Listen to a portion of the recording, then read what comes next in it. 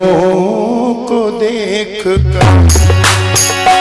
हैरान हूँ मैं देवों के करिश्मों को देख कर।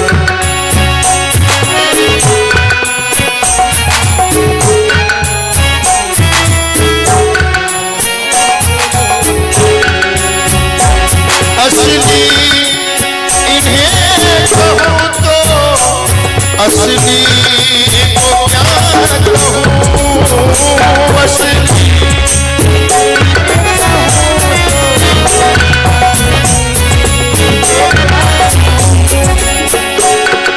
हैरान हूँ मैं देवों के करिश्मों को देख कर।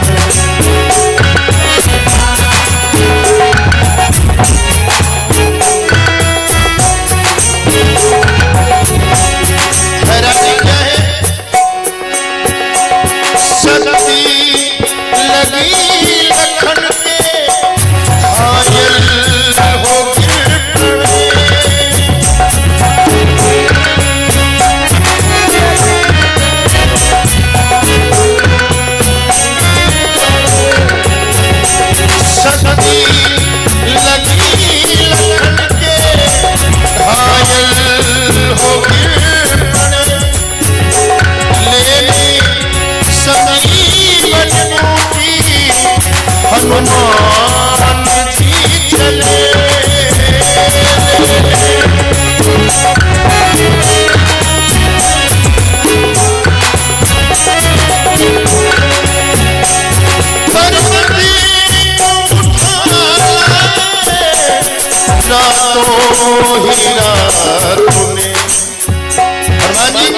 पर्वत को रातों रात में लाए। अब हैरानी किस बात की है, भगवान कन्हैया ने गोवर्धन पर्वत को उठाया था।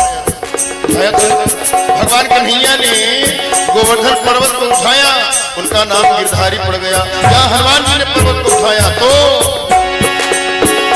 गिरिवर इन्हें कहूँ तो गिरिवर को क्या कहूँ, हैरान हूँ मैं देवों के करिश्मों को देख कर।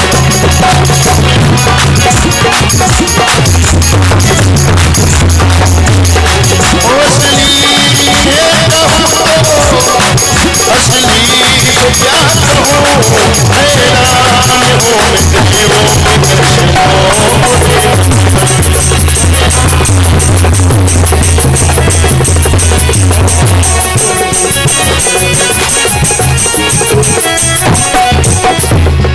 आज हनुमान जी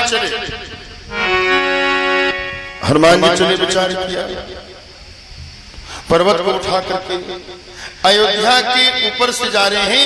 भरत जी ने देखा कोई निशाचर तो नहीं है। वास्तव में भरत जैसे संत को कभी भ्रम नहीं हो सकता है, ये भगवान की इच्छा है। भरत जी ने बिना फर का बाण मारा। हनुमान जी ने हे राम मूर्छित होकर के गिर पड़े। भरत जी ने सुना ये तो राम राम कह रहा है। दौड़ते हुए आए और कहने लगे मैं संसार में क्यों जन्म लिया हूं, मेरा जन्म क्यों हुआ। राम जी के एक भी काम नहीं आ सका। अगर मैंने मन कर्म और वचन से प्रभु की सेवा की है तो बंदर ये तुरंत जागृत हो जाएगा, इसकी मूर्छा समाप्त हो जाए।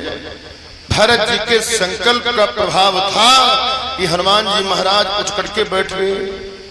ये होता है सत्य संकल्प। हनुमान जी ने पूरी बात सुनाई। भरत जी ने कहा तुम मेरे बाण पर बैठ जाओ, तुमको जाने में देर न हो जाएगी। हनुमान जी ने कहा प्रभु मैं भी बाण हूं, मैं प्रभु का बाण हूं, भगवान श्री राम का बाण हूं और आप उनके छोटे भैया हो। आपका बाण मेरा छोटा भाई लगेगा और छोटे भाई के बाण पर यात्रा करना ठीक नहीं है। आप मेरे ऊपर विश्वास करिए, मैं तीव्र गति से जाऊंगा और सूर्य उदय होने से पहले ये संजीवनी बूटी भगवान को लक्ष्मण को प्रदान कर दूंगा। भरत जी ने आशीर्वाद दिया। हनुमान जी उड़े वहां से और इधर भगवान श्री राम विलाप कर रहे होते हैं। इतने में हनुमान जी महाराज आ जाते हैं। ऐसा लगा कि करुणा में वीर रस ही प्रकट हो गया। सुखैन वैद्य ने मृत संजीवनी को लिया और लक्ष्मण के मुख में डाला। लक्ष्मण जी महाराज चैतन्य हो गए, जागृत हो गए। लक्ष्मण जी महाराज बोले लक्ष्मण भैया की जय हो। अब रावण को पता चला तो रावण ने जाकर के कुंभकर्ण को जगाया। कुंभकर्ण जागा और जागने के बाद रावण ने सारी बात बताई। तो कुंभकर्ण कहता है, अरे मूर्ख, मुझे जगाने में इतनी देर कर दी, मुझे जगाने में इतनी देर कर दी। पहले जगाता तो मैं बताता कि तू किसका हरण करके लाया है। ये साक्षात जगदम्बा है। जगदम्बा हरि आन सच अब चाहत कल्याण। कुंभकर्ण ने कहा, जगदम्बा के हरण करने के बाद में अब तो अपना कल्याण चाह रहा है। ठीक नहीं किया तूने, आप फिर भी गले मिल। अब मैं अपने नेत्रों को सफल करने के लिए जा रहा हूं। रावण को हृदय से लगाया और कुंभकर्ण चल पड़ा युद्ध करने के लिए। कुंभकर्ण को देख करके सारी सेना में भगदड़ मच गई। सारे बंदर भालू भागने लगे। भगवान ने सारे बंदर भालुओं को पीछे किया और स्वयं सन्मुख होकर के कुंभकर्ण से युद्ध करने लगे। भगवान ने बाण चलाया, कुंभकर्ण भगवान की ओर दौड़ा। भगवान उसको पूरे मुख से बाणों से भर दिया। ऐसा लगा कि सजीव काल ही तरकस लिए भगवान की ओर आ रहा हो। भगवान ने पुनः बाण चलाया, उसके शरीर के दो खंड कर दिए। उसका जो तेज है भगवान के चरणों में समाहित हो गया। बोलिए भक्तवत्सल भगवान की जय हो। भगवान ने कुंभकर्ण का वध किया। मेघनाद को पता चला, क्रोध में आकर के वो भी युद्ध करने के लिए आया। भगवान ने कहा, लक्ष्मण अब इसका वध करके ही लौटना, उसने बहुत सताया है देवताओं को। लक्ष्मण जी ने भगवान को प्रणाम किया। लक्ष्मण जी और मेघनाद का युद्ध प्रारंभ हो गया। लक्ष्मण जी ने संकल्प किया कि अगर मैंने वचन और कर्म से प्रभु की निष्काम भाव से सेवा की हो तो बाण को और कहते हैं कि तू खाली हाथ मत आ जाना, इसके प्राण लेकर वापस आना। संकल्प करके लक्ष्मण जी ने बाण छोड़ा। भगवान भक्त का संकल्प कभी खाली नहीं जाता है। जा करके सीधे मेघनाद को लगा। मेघनाद भी भगवान को पी लगा। बोलिए भक्तवत्सल भगवान की जय हो। अब तो भैया सारे बड़े बड़े योद्धा राक्षस समाप्त हो गए। रावण स्वयं युद्ध करने के लिए आया तो रावण ने पहले सारे राक्षसों को सावधान कर दिया। देखो, जिसको भागना है अभी भाग जाओ। युद्ध भूमि में यदि कोई भागा तो मेरे हाथों से फिर वो जीवित नहीं बचेगा। सबको सावधान किया और राम रावण के बीच में महासंग्राम प्रारंभ हो गया। भगवान कहते हैं, शेष और शारदा करोड़ों कल्पों तक भगवान की रावण के बीच के युद्ध का वर्णन करते तो भी राम और रावण का युद्ध का वर्णन नहीं किया जा सकता है। ऐसा भयानक संग्राम प्रारंभ हो गया। भगवान बार बार उसके शीश काटते हैं और नए नए सिर उग जाते हैं।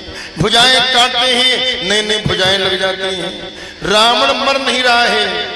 और तब भगवान श्री राम ने विभीषण की ओर देखा। विभीषण ने कहा, सरकार, इसके हृदय में, इसके नाभि कुंड में अमृत है। आप बार बार इसके सिर काटते रहे और जब ये सीता माता जी का ध्यान करना बंद कर देगा तब आप इसके नाभि के अमृत को सोख लीजिएगा। उसी समय बाण चला करके इसका वध कर दीजिएगा। भगवान ने विभीषण की ओर देखा। विभीषण ने युक्ति बताई। भगवान ने बाण निकाले, चारों ओर अशुभ होने लगे। प्रतिमाओं से अश्वों की धारा बहने लगी, धूमकेतु जगह जगह फटने लगे, क्योंकि सारे संसार को रुलाने वाला रावण आज मरने जा रहा है। खर और शंखाल की हर जगह रोने की आवाज सुनाई पड़ने लगी, हृदय को कंपित कर रही है, नाना प्रकार के अशुभ होने लगे। उसी समय भगवान ने 31 बाणों का संधान किया धनुष के ऊपर। 31 बाण।